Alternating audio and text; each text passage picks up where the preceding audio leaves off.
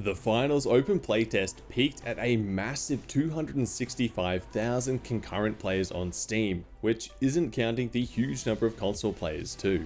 And personally, this is the first time in a long time that I've really wanted to sit down each day and play an FPS game. The genre has been stale the past few years, with countless new games missing the mark and existing games like Overwatch, Apex Legends, and Battlefield struggling to maintain interest. So why the finals? Why have they succeeded in making such a fun game when so many others have recently failed?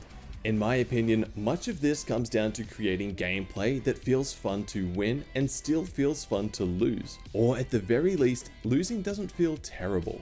There are essentially two current game modes, although there are some variations between ranked and casual, and they require you to accumulate the most amount of money.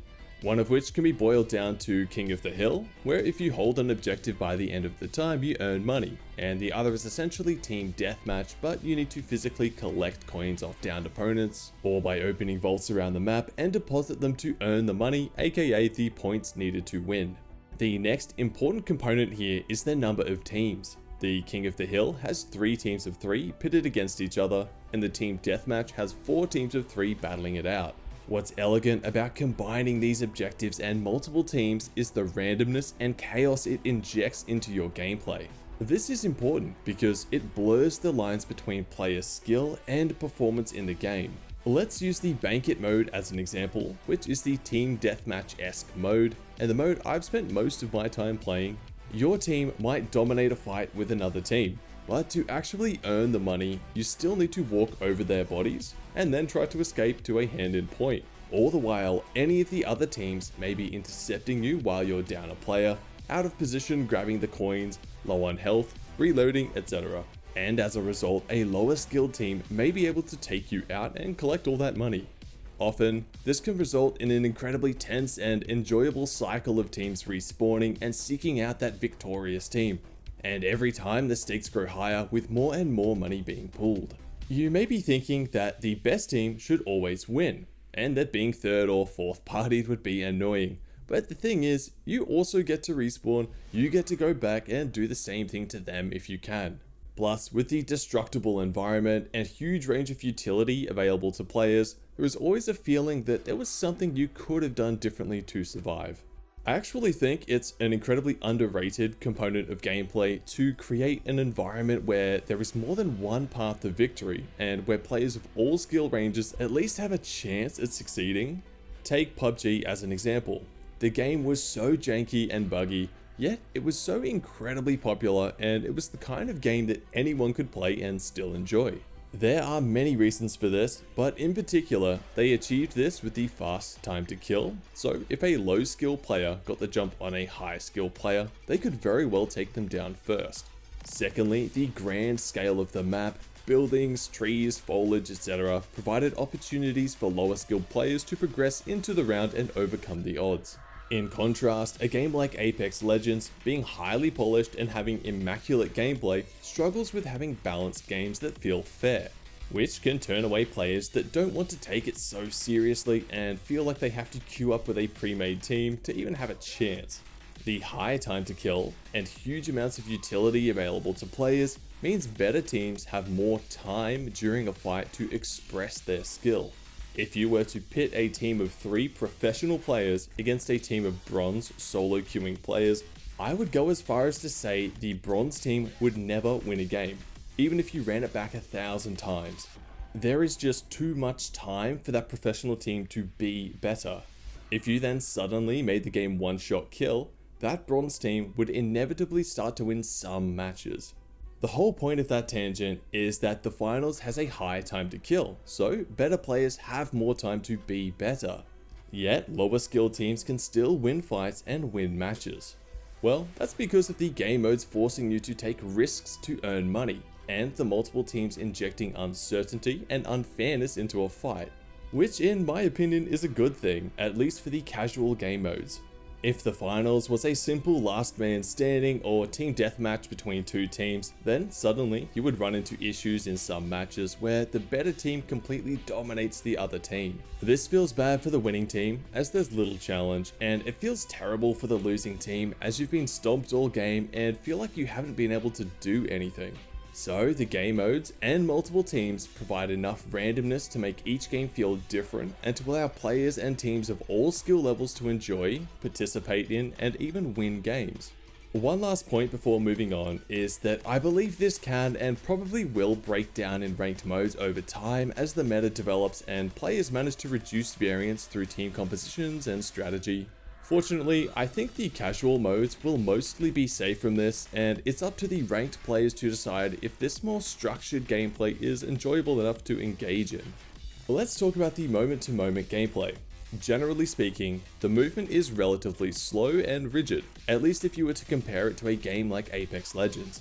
They make up for this with an abundance of ziplines, jump pads, and generous mantling, so traversing the map isn't so tedious.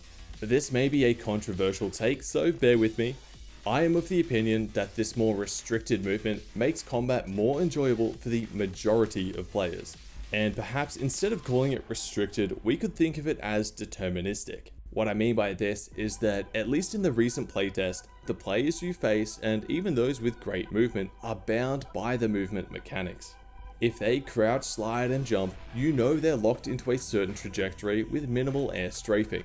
If someone mantles on a ledge, they climb up with an animation and stand up where you'd expect them to. If they take a jump pad, they can only air strafe a small amount to change their trajectory. You can still have great movement in the finals, it's just that this movement is deterministic, so you don't feel bamboozled by seemingly impossible changes in direction or momentum.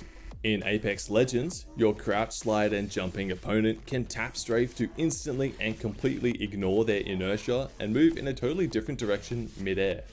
That mantling opponent, instead of climbing up on the ledge, can launch themselves into the distance, and that jump padding opponent can also ignore their inertia and completely change direction.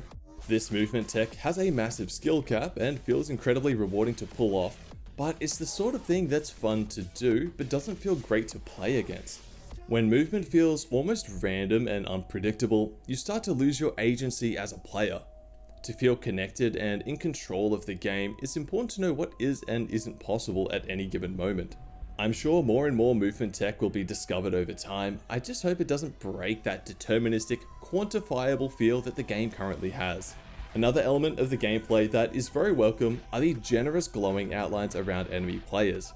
It has become a trend in modern FPS games to have incredible visual fidelity, lighting, and extensive environmental detail, all of which seems nice enough, but you're left feeling like you can't see anything, and especially can't see or track enemies during firefights. Fortunately, the virtual setting of the game means they can add these generous outlines without having to worry about breaking any immersion. Before I get into the nitty-gritty details of the gunplay, let me just say that it's solid. Shooting at things in this game feels good, but it could be even better. If you play the latest playtest, like me, you may have also noticed that flick shots don't really work. Shots you think should have hit simply don't, and that most certainly does not feel good. I would consider flicking to be my specialty, so it was galling to have so much trouble with the revolver and sniper. From what I can gather, the issues with flicking seem to come down to input lag. Quite simply, your shots fire later than you intend them to. Take a look at this example. Here you can see it takes at least an extra frame from clicking to having the weapon fire. This means there is at a minimum a 16.7 millisecond delay. I can't know exactly when the shot registers within a frame, but roughly there is at least 16 to 32 milliseconds of delay from OBS picking up my mouse click to the weapon firing in game. For reference, in Overwatch, my weapon always fires on the same frame as the click, and the same happens in Apex Legends. So, in these two examples, there is roughly 0 to 16 milliseconds of potential delay. In the finals, this extra delay means I can click when the crosshair is over the target, but the shot doesn't fire until a frame later when the crosshair is now elsewhere. With how fast your crosshair is moving during a flick, every bit of delay has a massive impact. This doesn't make the weapons unusable by any means, and by changing my aiming style from flick-click, To flick, place the crosshair where they're about to be or on top of them, then click, I could use them well enough. Tracking weapons like the LMGs and assault rifles feel fine as the delay isn't quite as impactful, but it's still something I would like to see them fix in the future. My next gripe is with the weapon recoil. Honestly, it's not bad, they've just done something that I don't agree with. Unfortunately, I didn't record this in-game before the playtest ended, but their recoil patterns are similar to what you would see in CSGO or Apex Legends, where the weapons pull in a certain direction and then swing heavily left to right. My issue with doing this in high time to kill games is that no one bothers to learn or compensate for these patterns, and so you shouldn't. The recoil is far too gentle for it to be worth worrying about. All this does is subtly throw off people's aim in certain moments, when really they were aiming just fine. For example, if you are tracking an enemy moving to the right and your weapon starts recoiling to the right, you can start to over-aim. It's almost like your sensitivity was suddenly cranked up. I don't think this adds any value to the gunplay, and in my opinion, it's a weird relic that devs include in games simply because that's how it's been done in the past. Personally, I'd prefer to see automatic weapons having a vertical recoil seed than having pseudo-random horizontal recoil for each bullet. This gives you the same recoil feel, but without the sudden moments of weirdness. For some context, vertical recoil is easier to control because it only moves in one direction. All we need to do is to pull down to compensate for it. Horizontal recoil is harder to control because it can go left and right, so we can't just pull in one direction. A bizarre, predetermined recoil pattern doesn't need to be a weapon's identity. Instead, for example, an LMG with a large magazine can inject some more horizontal recoil, so you have the sensation of having to fight to keep your crosshair centered and on target. Whereas an assault rifle can have reduced vertical and horizontal recoil as it's more of a precision weapon. Yet even within that class, you can tweak things around. A higher powered, lower fire rate weapon like the FCAR can inject some more vertical recoil and further reduce the horizontal recoil. This gives it that punchy feeling while reducing the randomness of the horizontal recoil to reward precision. And finally, SMGs can inject much more vertical recoil. This hardly impacts their close range performance, but makes aiming at further distances much more challenging. Extremely high fire rate SMGs can also add in some more horizontal recoil to trade off for the fire rate and DPS. This leaves you with recoil that suits each weapon, feels like recoil, and doesn't create odd moments where aiming just doesn't feel right. As for the iron sights on almost every weapon, I personally would prefer the option for some clean sights, but if it's a design and balance decision to have it this way, then that's okay by me. The weapon still felt fine with iron sights. I'm just a sucker for having as much visual clarity as possible, especially when trying to aim for headshots. When you only have an iron sight and you're aiming at the head, your gun covers their body, so it's easy to lose track of them and makes it difficult to read their movement. And this is being very pedantic, but I have to say I'd rather the sniper scope didn't have that warping effect at the edges. Consistent and accurate flick shots require you to know your current crosshair position, the position of your target, and the distance in between. The warped image makes it difficult to judge exactly how far you need to flick. The weight classes and abilities aren't anything new, they're simply implemented well. Each class has their identity and their own strengths and weaknesses.